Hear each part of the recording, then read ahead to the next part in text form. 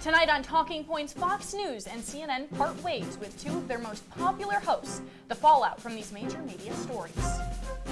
And the Supreme Court rules on the controversial abortion pill lawsuit, what it said, and how it affects abortion access. Plus, details tonight from London. Talking Point starts right now.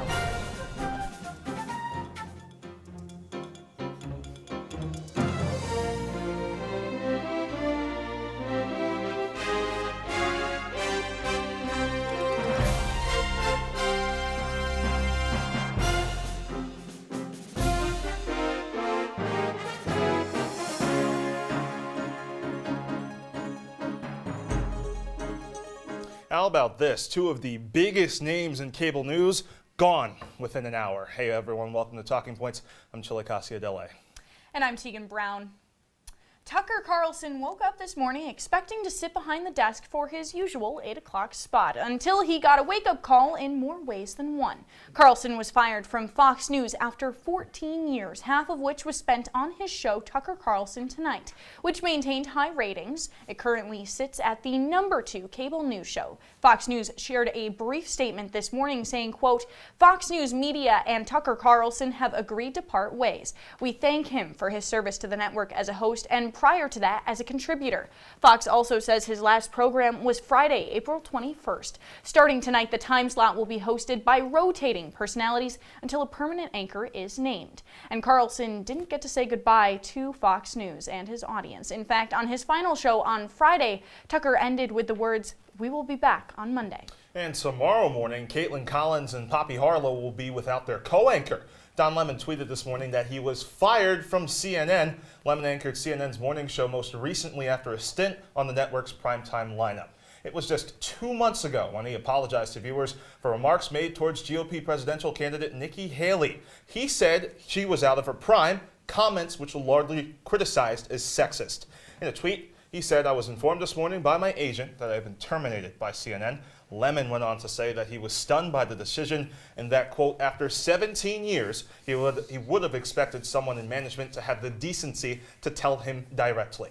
Lemon indicated that he was not given notice on the decision and thanked his colleagues, wishing them the best. Now, CNN responded to Lemon via Twitter that his earlier statement was inaccurate. They say he was offered an opportunity, as you see there on your screen, to meet with management, but instead decided to release a statement himself. So, let's bring in Talking Points analyst Jake Morel and Ericka Love to talk about all that's gone on today, because there surely is a lot to break down. First, let's talk a little bit about why this separation with Tucker Carlson and Fox News happened. We know there's some reporting from the Los Angeles Times about a possible lawsuit that had possibly to do with what happened today. Julie and Teagan, great to be here. And, you know, it's hard not to think immediately about the Dominion case with Fox, but that raises a couple questions. We saw Carlson's departure this morning, but nothing towards Laura Ingraham or Sean Hannity or anyone else involved in that suit. We did see Tucker Carlson's producer go as well, but it does bring up questions about that suit and what's going on internally within Fox. There was reports that Rupert Murdoch himself was the one that wanted Carlson gone, but it brings up so many questions about the defamation suit, about questions about January 6th, and Carlson potentially being included in January 6 cases for inciting violence and supporting what Trump did in bringing those protesters to the Capitol. So I just think it brings up so many questions about so many different things that we could see come out in the coming weeks. Yeah, and the LA Times did report about those things in terms of the lawsuit earlier today, that it had more so to do with what happened with Abby Grossberg, one of the producers who worked with Maria Bartiromo, that was then shifted to Tucker's show, rather than about that Dominion. So important to note there. Yeah, and I want to talk a little bit about kind of the fallout and the effect we've seen. I mean, even since this morning when this was shared. Of course, Market Shares, another show on Citrus, always looking at those stocks. Looking at Fox specifically, they fell 5% today. What have you guys kind of seen along with other fallout after this? You know, Fox having that huge drop-off, definitely something to note. We love shouting out market shares. Oh, yeah. But that huge drop-off right away, you saw the news break at like 11:40, and you just saw a massive drop. People were saying, buy, buy, buy. Fox has recovered a little bit by now, but the whole fallout, everything towards Fox in these couple weeks with the Dominion case, with Carlson's departure, all of those things, Fox in hot water with several things right now, and we're seeing that come to fruition. Yeah, and Fox, you know, we're talking about the biggest cable news host on all of television, MSNBC, CNN. Tucker, rated the highest individual show, the 5 right now, #1 in cable news. But I want to move a little bit to CNN and also what happened to Don Lemon today. I think we saw what was happening with Tucker. We kind of related to last week's event, but we're shocked more so by this one, which kind of came out of left field. Would you agree with that? Yes, I would agree. I think audiences are very much shocked by Don Lemon's departure, and so is Don Lemon himself. Obviously, he said what he said on Twitter about not getting a direct conversation with the executives over at CNN, but the CEO of CNN himself said earlier this month that Don Lemon might just happen to be past his prime. He said that, Don Lemon was instrumental in CNN's primetime discoveries and conversations around the elections and President Donald Trump and his criticisms and critiques of the administration. But it's past the election, so what purpose now does Don Lemon serve outside of providing this political critique? It's interesting, like Don Lemon said about Nikki Haley being out of her prime, it seems that the executives at CNN are trying to discover if Don is past his. Yeah, and I think something interesting to note as well, that Variety article that came out, what was it, last week or a couple weeks ago, about the rampant misogyny allegations against Don Lemon during his time at CNN, which, 2008 till now, 2023. But we'll talk of that, we'll table it for later. Let's check in on the potential 2024 nominees for a bit. Florida Governor Ron DeSantis has started his world tour. His first stop, Japan, where he met with Prime Minister Fumio Kishida in Tokyo. The meeting took place for about 40 minutes, discussing North Korean leader Kim Jong-un and the Chinese Communist Party. Next on his tour, South Korea, Israel, and the United Kingdom in the celebration of the 75th anniversary of Israeli statehood. And let's go back to the media world for a second. Twitter is undergoing many changes, including recalling the blue verified check marks. Many users are outraged over some of the changes. Harrison Calder is going to join us in a second, but really just seeing the reaction to people losing their blue check marks has been really interesting. So Harrison, what can you tell us? Good evening, Jake. Good evening, Chile and Teagan. Twitter is currently undergoing controversy. A lot of platforms' ideas changed when Elon Musk, CEO of SpaceX and Twitter, took over Twitter last October. Since then, we've seen many changes to the site, such as bringing back banned people from Twitter, notably former President Donald Trump. But most recently, Musk added the removal of legacy blue checkmarks, which has encouraged misinformation and fake accounts of important personalities. Take a look at this tweet. Within 24 hours since Elon Musk removed the legacy blue ticks, someone has set up a fake account for Hemedti's Rapid Support Forces in Sudan, bought a fake blue tick, and tweeted that Hemedti had been killed in the ongoing fighting. Twitter gone wild. Now, if that doesn't seem concerning, I don't know what would. The entire verification system is all messed up, and let's take a look at some of these instances now.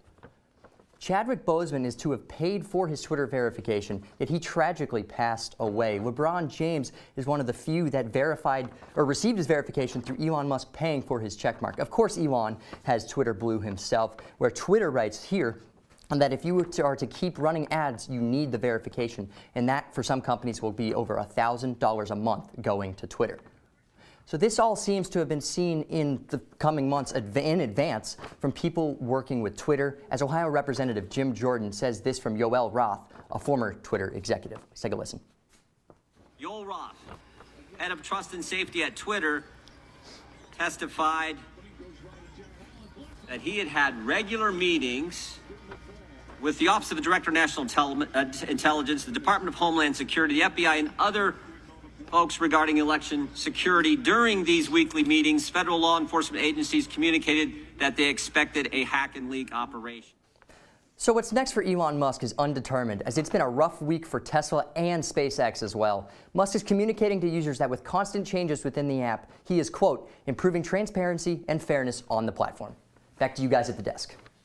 Thanks, Harrison. Coming up on Talking Points, the Supreme Court coming to a consensus on the use of a widely used abortion drug, what it said, and what it means for you when we return. Jason, let's go see your room.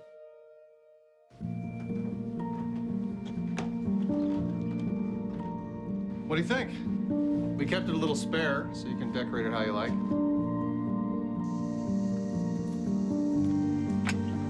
Dinner! Go? Excellent. Yeah, I saw you guys out there. We're the family. Oh, I thought you were on my team.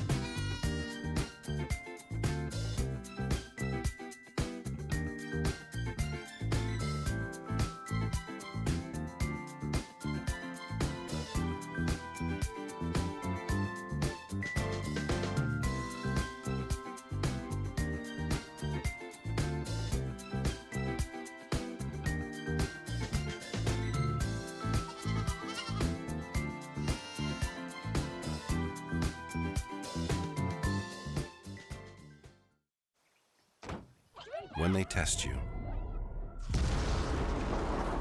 stand firm and move only when you hear the seatbelt click that says they're buckled in for the drive. Never give up till they buckle up.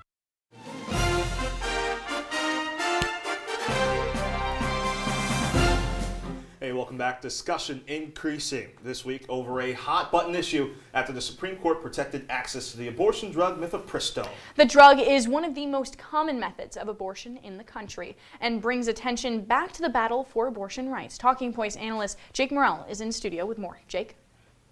Guys, great to be here with you guys for Talking Points, one last time this semester. But a federal judge in Texas suspended the FDA's approval of the drug early this month, causing the Justice Department to seek emergency relief from the Supreme Court. That decision came out on Friday, reversing the decision in Texas and protecting the drug from being outlawed for now. Two judges publicly dissented, Justice Thomas and Justice Alito. Thomas didn't give reasoning, which could be because of his recent time in the public eye after a bribery scandal was uncovered, but Alito did. He said, quote, "The Food and Drug Administration has engaged in what has become the practice of leveraging district court injunctions as a basis for implementing a desired policy while evading both necessary agency procedures and judicial review." On the other side, the Biden administration has celebrated a much-needed win in the abortion battle, coming almost exactly a year after the Roe v. Wade decision was leaked. A recent poll from Pew Research Center shows an all-time high 80% of Democrats say they are pro-choice,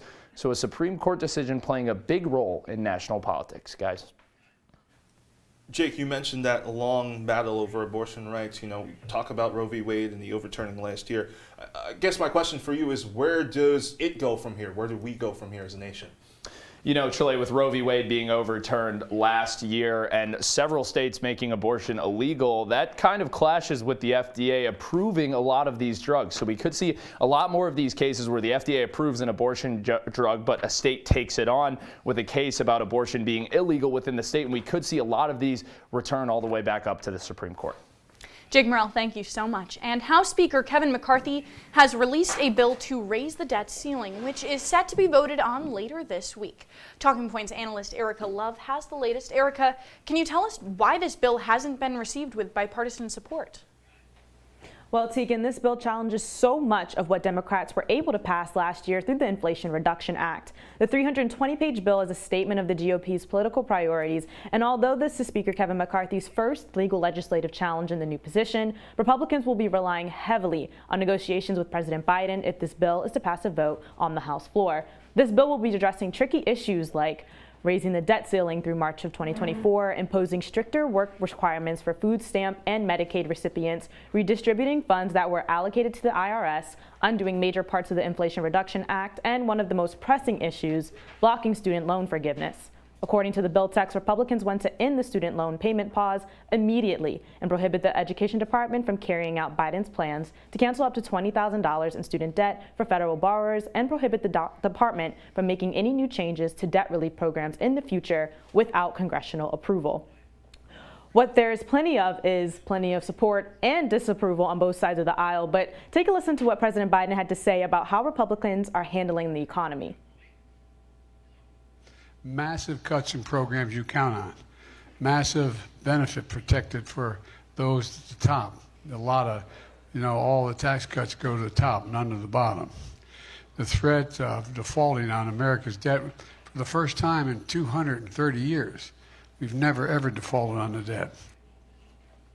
And while President Biden, along with many other Democrats, criticized the prioritization of oil and drilling in the bill, Speaker McCarthy has yet to address any of the substantial cuts the bill focuses on, only that Democrats are the reason for the excessive federal spending. Here's what McCarthy had to say at the New York Stock Exchange last Monday.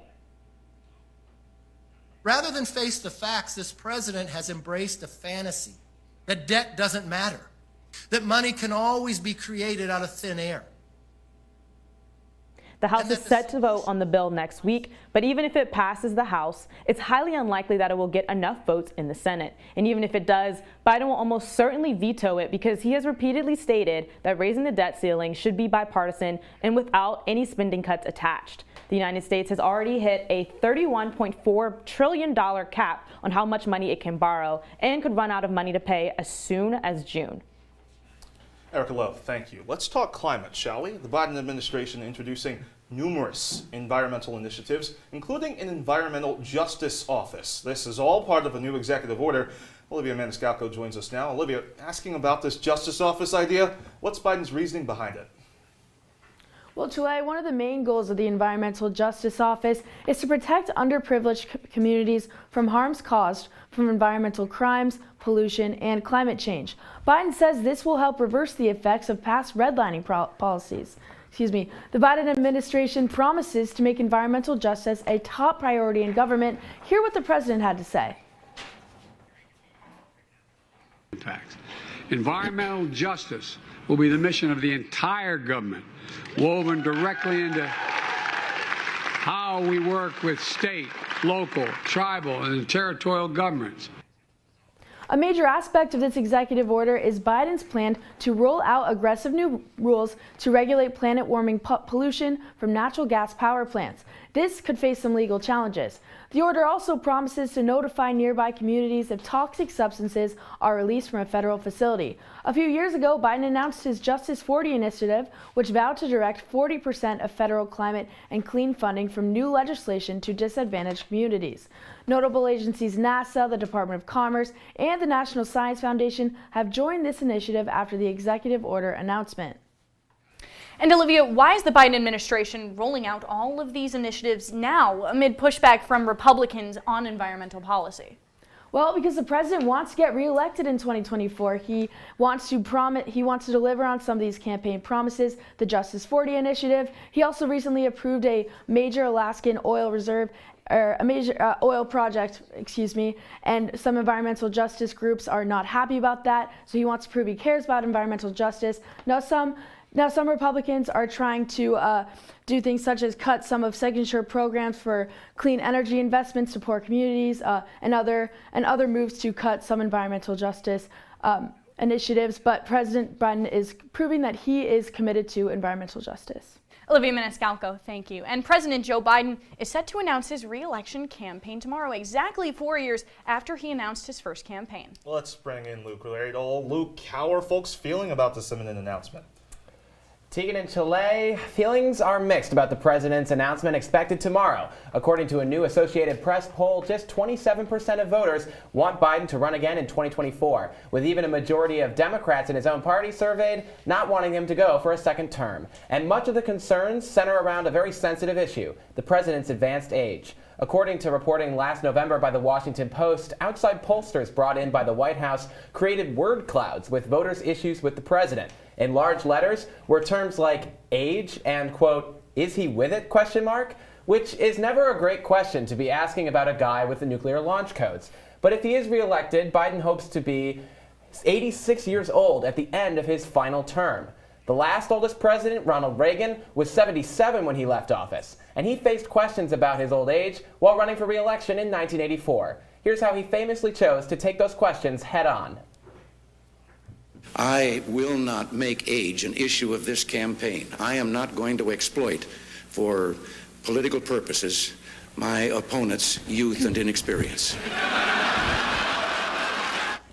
Now, as President Biden announces his re-election campaign tomorrow, he's likely to face similar questions about his age and stamina as he seeks to run the country for another 4 years. But he's not alone. Republican frontrunner Donald Trump is no spring chicken either at age 76. Wide majorities of Americans are telling pollsters they don't want to see a rematch of the 2020 election with the two oldest candidates in history. So why do we feel like we're on a glide path to exactly that scenario? Biden's continued pitch to voters has been, don't compare me to the almighty, compare me to the alternative. And at the end of the day, if the choice comes down to Trump or Biden, Democrats say they'll put their concerns about his age aside and fall back in line for the president. Luke Radel, thank you so much. Coming up on Talking Points, the coronation of King Charles III is just a few weeks away. We'll be right back with reporting from London.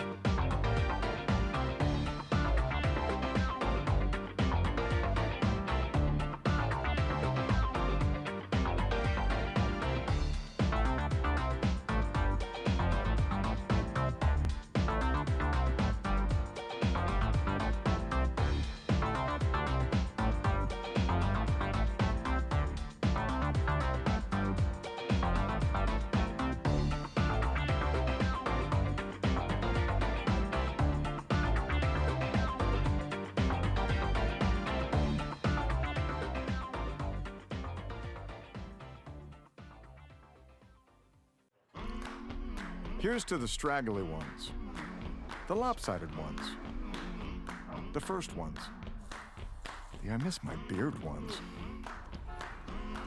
And hey, I look good with this ones. But no way he's grown that in a week ones. The black, brown, red, and gray ones. The, that one. The itchy ones. The never forgotten ones. The ones grown by Dad. The ones grown for Dad. The started late ones. The absolutely filthy ones. The drawn on ones. The finger ones. The pin ones. The I nearly didn't do it this year ones. And the yeah, why not ones. They all raise awareness, raise funds, start conversations, and save lives. Because whatever you grow will save a bro. Learn more at Movember. There are 16 million children struggling with hunger in America. This is a serious problem, but one we can solve. Visit feedingamerica.org to help. Together we can solve hunger. Together we're feeding America.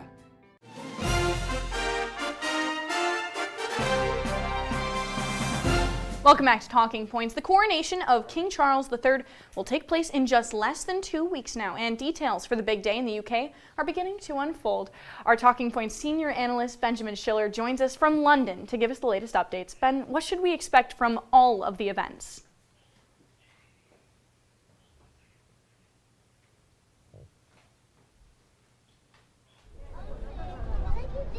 In less than 2 weeks from now, Buckingham Palace will be home to King Charles III and his wife, Queen Camilla. That day will be celebrated behind me. That is the Houses of Parliament. But beyond that building is Westminster Abbey. You see where that flag is at the top of that building beyond me? That is where the service will be taking place on Saturday, May 6th. Here's what we know about that weekend. May 6th will be quite a busy day here in London, with hundreds of thousands of spectators expected to take the streets around where I am standing. Officials expect spectators to begin reserving spots in viewing areas around 6 a.m. local time. All of this just to see the King's procession, which is expected around 10:30 a.m. local time, in which Charles and Camilla will be en route to Westminster Abbey. Then at 11 a.m., the King's coronation service will begin. After the service concludes, thousands of people from all over the world will be waiting for the King's procession back to the royal residence. Then for the first time as King and Queen officially, Charles and Camilla will greet spectators from the balcony of Buckingham Palace. In terms of who to expect at all of these events, King Charles's sons, Princes William and Harry, are expected to attend the events. William will be joined by his wife Kate, while Harry's wife Meghan Markle is expected not to be in attendance. Now, we understand that President Biden is still not expected to attend the coronation. The reports from earlier this month suggest that First Lady Jill Biden will be attending the events in person. The generational change in monarchy is a big deal here in the United Kingdom. This is the first time in 70 years that there will be a coronation service since Queen Elizabeth took the throne just 70 years ago. The streets around me will be packed with spectators for parades, partying, celebrations all over the city of London. Bars and pubs are already putting up flyers and posters detailing their events surrounding the coronation weekend. Monday, May 8th is a bank holiday here in the UK, meaning workplaces are closed. That's equivalent to the federal holidays that we have in the United States. It's going to be a very busy weekend here around May 5th, 6th, 7th, and 8th in the UK. Reporting in London, I'm Benjamin Schiller, CitrusTV. Cheerio, Ben. Before we end our show tonight, we're saying goodbye to our friend Teagan Brown. Here again is Talking Points analyst Luke Radel. From your first shows in the anchor chair, Welcome into Talking Points. I'm Teagan Brown. to those early days as an analyst, And making her Talking Points debut is Talking Points analyst Teagan Brown. Teagan? Thanks, guys. you've been there week after week on Talking Points to tell us the things we need to know President Biden is warning about potential Russian cyber attacks. and the things we probably already should. Also in Europe, Germany. You always explained it as only Teagan Brown could. If a pair of leggings goes viral on TikTok, the price is going to increase because the demand. A year and a half ago, around this time, Oscar Offerman and I sat in the control room during your anchor audition for Talking Points.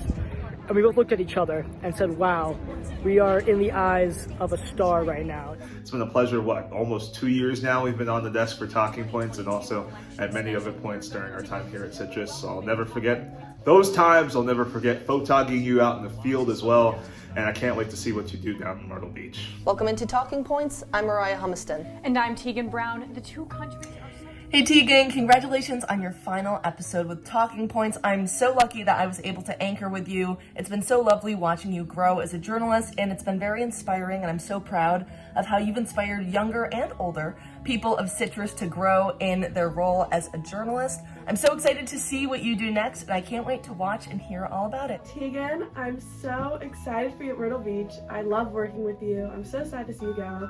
Good luck down in Myrtle Beach. Listen to some great country music. I know you will. And best of luck with everything. I cannot wait to see what you do. Talking Points analyst Jacob Goldberg is live from City Hall. Teagan, being an analyst and an EP with you on Talking Points has been so amazing. Working with you, Chile, Ericka, and Jake. You guys are all just so professional and make my job so much easier. Teagan Brown, in my 2 years working with you, you have been a role model. You have not been afraid to make everybody around you a little bit better. And most of all, you've been a blast to work with. I will miss the laughs. Last Wednesday, Chinese leader. Hi, Mayor Ben Walsh here with a special message for Teagan Brown.